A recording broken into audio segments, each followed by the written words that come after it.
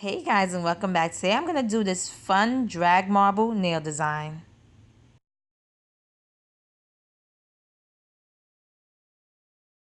So I'm going to use this sheer pink polish by Pure Ice called Satin Ribbons, white by Creative Play called I Blank Out, purple by Creative Play called Isn't She Grape, and my favorite holo by Color Club called Harp on It. So I already painted one coat of the sheer pink polish, and the second coat I'm going to apply a thicker coat, so that takes a little while to dry. That's the main goal of drag marble, is to make sure the polishes don't dry.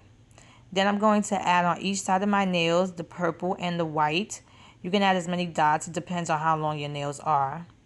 And I'm going to use my nail brush. Usually I use my water marbling tool, but I want to do the nail brush. It kind of helps when you do more intricate designs like this one, because it gives it a more softer look. With my water marbling tool, it kind of gives it a harsher look, and that's why I do the easier designs with it. But like I said, I wanted to go a little more intricate with this design, and I love the finished look. Now I'm going to remove the polish from the sides of my nails, and that's just to help it stretch and also help it dry faster.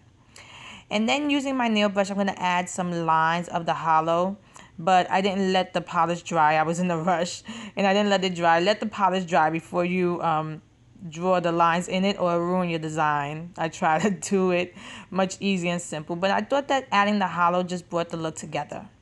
And once I was done, I applied a quick dry top coat. I hope I made this video easy for you guys to recreate if you want. And here's the finished look. If you like this video, please give it a thumbs up and subscribe to my channel to get updates on when I upload new videos.